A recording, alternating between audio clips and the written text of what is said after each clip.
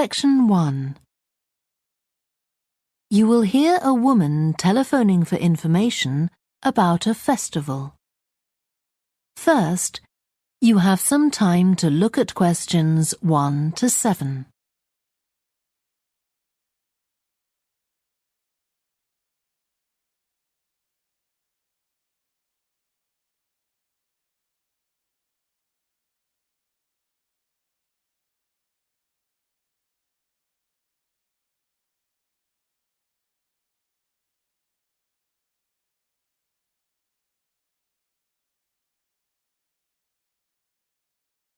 Now we shall begin. You should answer the questions as you listen because you will not hear the recording a second time. Listen carefully and answer questions 1 to 7. Good morning, Stretton Festival box office. How can I help you? Oh, hello. My family and I are on holiday in the area, and we've seen some posters about the festival this week. Could you tell me about some of the events, please? Of course. First of all, are there still tickets available for the jazz band on Saturday? There are, but only £15. The £12 seats have all been sold. OK, and the venue is the school, isn't it? Yes, that's right. The secondary school. Make sure you don't go to the primary school by mistake. And there's an additional performer who isn't mentioned on the posters. Carolyn Hart is going to play with the band. Oh, I think I've heard her on the radio. Doesn't she play the oboe or flute or something? Yes, the flute. She usually plays with symphony orchestras, and apparently this is her first time with a jazz band. Well, I'd certainly like to hear her. Then the next thing I want to ask about is the duck races. I saw a poster beside a river. What are they exactly? Well, you buy a yellow plastic duck, or as many as you like. They're £1 each. And you write your name on each one. There'll be several races, depending on the number of ducks taking part. And John Stevens, a champion swimmer who lives locally, is going to start the races. All the ducks will be launched into the river at the back of the cinema. Then they'll float along the river for 500 metres, as far as the railway bridge. And are there any prizes? Yes. The first duck in each race to arrive at the finishing line wins its owner free tickets for the concert on the last night of the festival. You said you can buy a duck. I'm sure my children will both want one. They're on sale at a stall in the market. You can't miss it.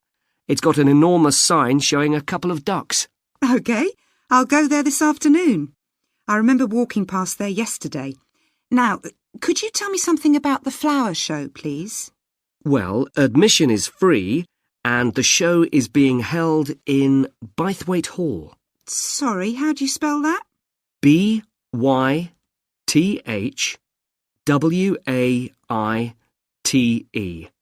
Bythwaite. Is it easy to find?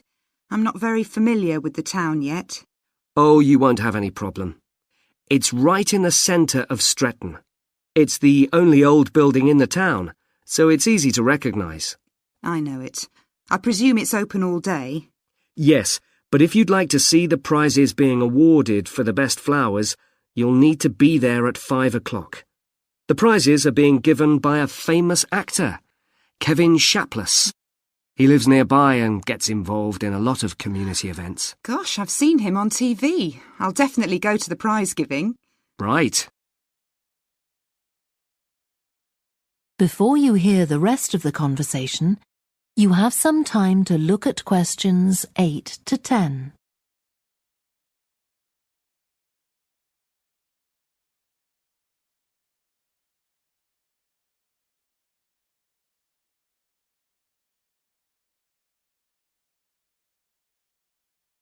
Now listen and answer questions 8 to 10.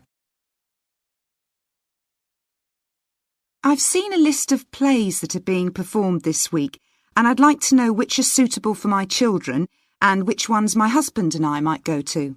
How old are your children? 5 and 7. What about The Mystery of Muldoon? That's aimed at 5 to 10-year-olds. So if I take my children, I can expect them to enjoy it more than I do? I think so. If you'd like something for yourself and your husband and leave your children with a babysitter, you might like to see Fire and Flood. It's about events that really happened in Stretton 200 years ago, and children might find it rather frightening. Oh, thanks for the warning. And finally, what about Silly Sailor? That's a comedy, and it's for young and old. In fact, it won an award in the Stretton Drama Festival a couple of months ago. OK. Well, goodbye and thanks for all the information. I'm looking forward to the festival. Goodbye.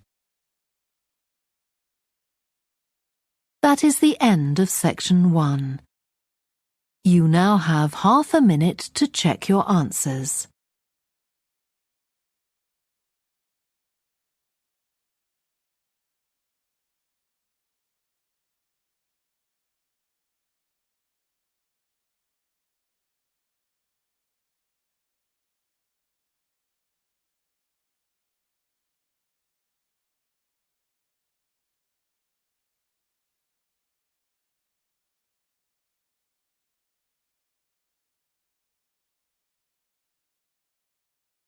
Now turn to section 2. Recording 64. You will hear a guide at an outdoor sculpture park talking to a group of visitors. First, you have some time to look at questions 11 to 16.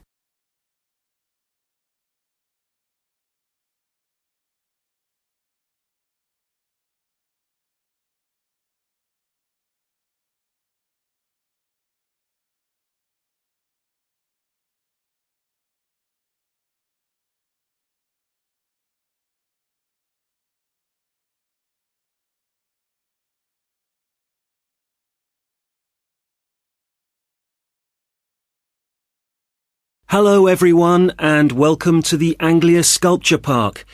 Right, well, the idea behind the sculpture park is that it's a place where works of art, such as large sculptures and carvings, can be displayed out of doors in a natural setting. As you'll have noticed when you drove here, most of the land around the park is farmland. The park itself belonged to a family called the De Quinces, who had made a lot of money from manufacturing farm machinery and who also owned substantial stretches of forest land to the north of the park.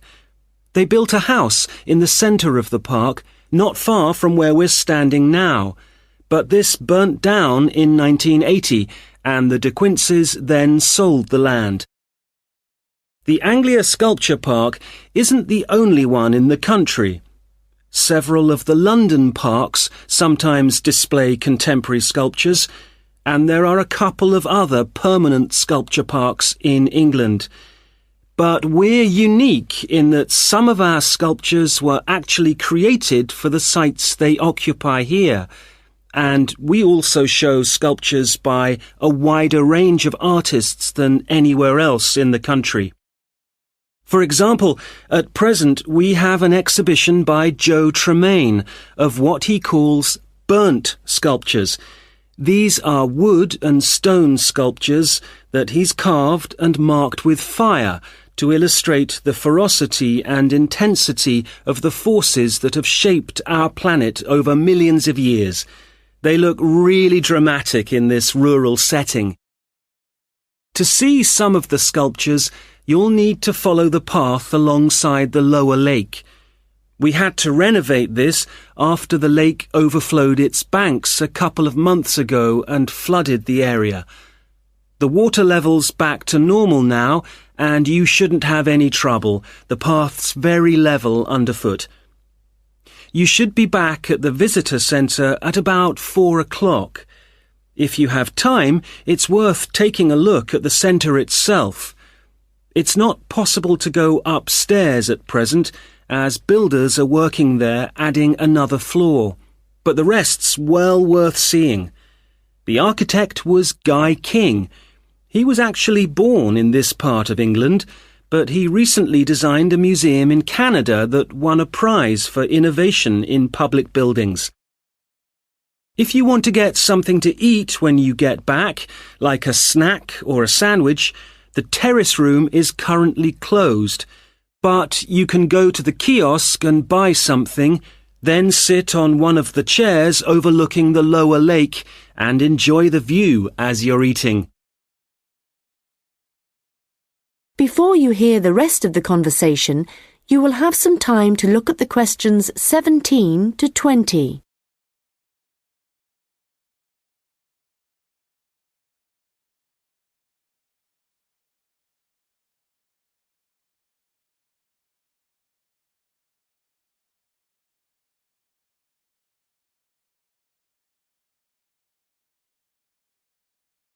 Now listen and answer questions 17 to 20. Now, let me just tell you a bit about what you can see in the sculpture park. If you look at your map, you'll see the visitor centre, where we are now, at the bottom, just by the entrance. Since we only have an hour, you might not be able to get right around the park, but you can choose to visit some of the highlights. You might like to take a look at the Joe Tremaine sculptures, which are displayed on this side of the upper lake, just behind the education centre and near the bridge. They're really impressive, but please remember not to let your children climb on them. One of our most popular exhibitions is the Giorgio Catalucci bird sculptures. They're just across the bridge on the north side of the lower lake. I love the way they're scattered around in the long grass beside the lake, looking as if they're just about to take to their wings. You could also go to the garden gallery. It's on this side of the upper lake. From the visitor centre, you go to the education centre, then keep on along the path and you'll see it on your right. There's an exhibition of animal carvings there which is well worth a look. We also have the Longhouse. That's quite a walk. From here, you go to the bridge and then turn left on the other side. Soon you'll see a winding pathway going up towards the northern boundary of the park. Go up there and you'll find it at the top. They have some abstract metal sculptures that are well worth seeing if you have time. OK, well, now, if you... That is the end of section 2. You now have half a minute to check your answers.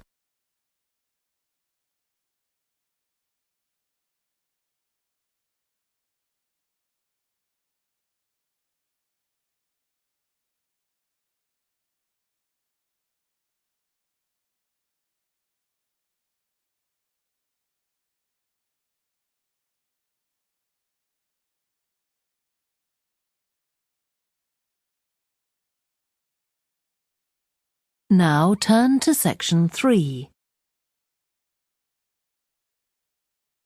Section 3. You will hear a student called Joanna talking to her new supervisor about some research she has done on psychology and music. First, you have some time to look at questions 21 to 26.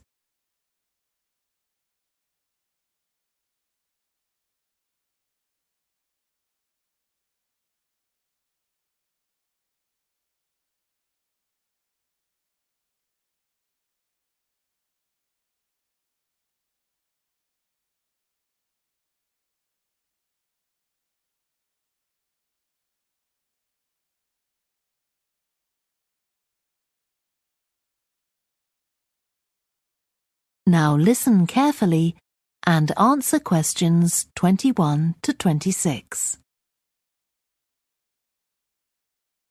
Hi, Joanna. Good to meet you. Now, before we discuss your new research project, I'd like to hear something about the psychology study you did last year for your master's degree. So, how did you choose your subjects for that? Well, I had 6 subjects, all professional musicians and all female. 3 were violinists, and there was also a cello player and a pianist and a flute player. They were all very highly regarded in the music world, and they'd done quite extensive tours in different continents, and quite a few had won prizes and competitions as well. And they were quite young, weren't they? Yes, between 25 and 29. The mean was 27.8. I wasn't specifically looking for artists who'd produced recordings, but this is something that's just taken for granted these days, and they all had. Right. Now, you collected your data through telephone interviews, didn't you? Yes. I realised if I was going to interview leading musicians, it'd only be possible over the phone because they're so busy. I recorded them using a telephone recording adapter. I'd been worried about the quality, but it worked out all right. I managed at least a 30-minute interview with each subject, sometimes longer. Did doing it on the phone make it more stressful? I'd thought it might. It was all quite informal, though, and in fact they seemed very keen to talk. And I don't think using the phone meant I got less rich data. Rather the opposite, in fact. Interesting. And you were looking at how performers dress for concert performances? That's right. My research investigated the way players see their role as a musician and how this is linked to the type of clothing they decide to wear. But that focus didn't emerge immediately. When I started, I was more interested in trying to investigate the impact of what was worn on those listening, and also whether someone like a violinist might adopt a different style of clothing from, say, someone playing the flute or the trumpet. It's interesting that the choice of dress is up to the individual, isn't it? Yes, you'd expect there to be rules about it in orchestras, but that's quite rare. Before you hear the rest of the discussion, you have some time to look at questions 27 to 30.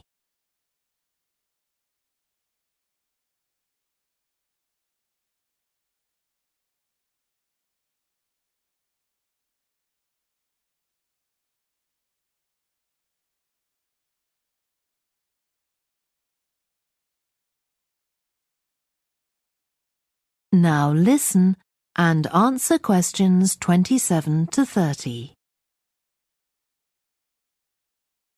You only had women performers in your study. Was that because male musicians are less worried about fashion? I think a lot of the men are very much influenced by fashion, but in social terms, the choices they have are more limited. They'd really upset audiences if they strayed away from quite narrow boundaries. Now, popular music has quite different expectations. Did you read Mike Frost's article about the dress of women performers in popular music? No. Well, he points out that a lot of female singers and musicians in popular music tend to dress down in performances and wear less feminine clothes, like jeans instead of skirts. And he suggests this is because otherwise they'd just be discounted as trivial. But you could argue they're just wearing what's practical. I mean, a pop music concert is usually a pretty energetic affair. Yes, he doesn't make that point, but I think you're probably right. I was interested by the effect of the audience at a musical performance when it came to the choice of dress. The subjects I interviewed felt this was really important. It's all to do with what we understand by performance as a public event. They believed the audience had certain expectations, and it was up to them as performers to fulfill these expectations, to show a kind of esteem. They weren't afraid of looking as if they'd made an effort to look good. I think in the past, the audience would have had those expectations of one another too, but that's not really the case now. Not in the UK, anyway. No. And I also got interested in what sports scientists are doing too, with regard to clothing. Musicians are quite vulnerable physically, aren't they? Because the movements they carry out are very intensive and repetitive. So I'd imagine some features of sports clothing could safeguard the players from the potentially dangerous effects of this sort of thing. Yes, but musicians don't really consider it. They avoid clothing that obviously restricts their movements, but that's as far as they go. Anyway, coming back to your own research, do you have any idea where you're going from here? I was thinking of doing a study using an audience, including... That is the end of section 3. You now have half a minute to check your answers.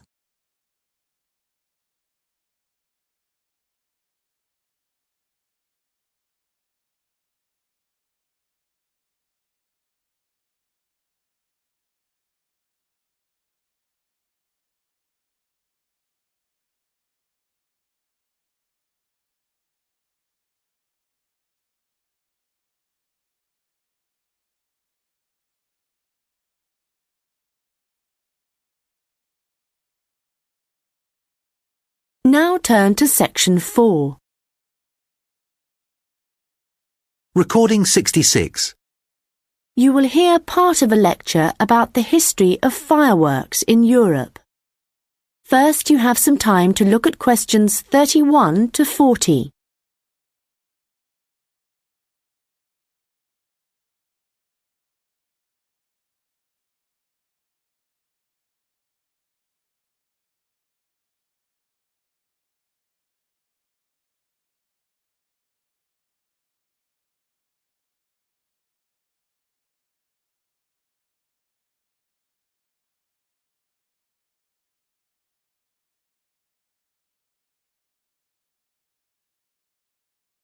Now listen carefully and answer questions 31 to 40. An interesting aspect of fireworks is that their history tells us a lot about the changing roles of scientists and technicians in Europe. Fireworks were introduced from China in the 13th century. Up to the 16th century, they were generally used for military purposes, with rockets and fire tubes being thrown at the enemy. But they were also sometimes a feature of plays and festivals, where their chief purpose was related to religion. By the 17th century, the rulers of Europe had started using fireworks as a way of marking royal occasions. Technicians were employed to stage spectacular shows which displayed aspects of nature, with representations of the sun, snow and rain. These shows were designed for the enjoyment of the nobility and to impress ordinary people. But fireworks also aroused the interest of scientists, who started to think of new uses for them. After seeing one firework display where a model of a dragon was propelled along a rope by rockets, scientists thought that in a similar way humans might be able to achieve flight, a dream of many scientists at the time. Other scientists, such as the chemist Robert Boyle, noticed how in displays one firework might actually light another, and it occurred to him that fireworks might provide an effective way of demonstrating how stars were formed. Scientists at the time often depended on the royal courts for patronage. But there was considerable variation in the relationships between the courts and scientists in different countries. This was reflected in attitudes towards fireworks and the purposes for which they were used. In London, in the middle of the 17th century, there was general distrust of fireworks among scientists. However, later in the century, scientists and technicians started to look at the practical purposes for which fireworks might be employed, such as using rockets to help sailors establish their position at sea. It was a different story in Russia, where the St. Petersburg Academy of Science played a key role in creating fireworks displays for the court. Here, those in power regarded fireworks as being an important element in the education of the masses, and the displays often included a scientific message. Members of the Academy hoped that this might encourage the royal family to keep the Academy open, at a time when many in the government were considering closing it. In Paris, the situation was different again. The Paris Academy of Sciences played no role in staging fireworks displays. Instead, the task fell to members of the Royal Academy of Painting and Sculpture. As in Russia, the work of the technicians who created the fireworks was given little attention. Instead, the fireworks and the spectacle they created were all designed to encourage the public to believe in the supreme authority of the king. However, science was also enormously popular among the French nobility, and fashionable society flocked to demonstrations such as Nicolas Lemery's display representing an erupting volcano. The purpose of scientists was basically to offer entertainment to fashionable society, and academicians delighted in amazing audiences with demonstrations of the universal laws of nature.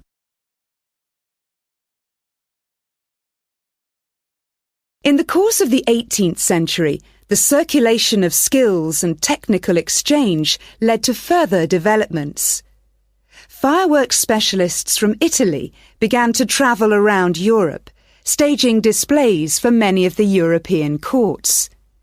The architect and stage designer Giovanni Servandoni composed grand displays in Paris, featuring colourfully painted temples and triumphal arches. A fireworks display staged by Servandoni would be structured in the same way as an opera, and was even divided into separate acts. Italian fireworks specialists were also invited to perform in London, St. Petersburg, and Moscow. As these specialists circulated around Europe, they sought to exploit the appeal of fireworks for a wider audience, including the growing middle classes. As in the previous century, fireworks provided resources for demonstrating scientific laws and theories, as well as new discoveries, and displays now showed a fascinated public the curious phenomenon of electricity. By the mid-18th century, fireworks were being sold for private consumption. So the history of fireworks shows us the diverse relationships which existed between scientists, technicians, and the rest of society.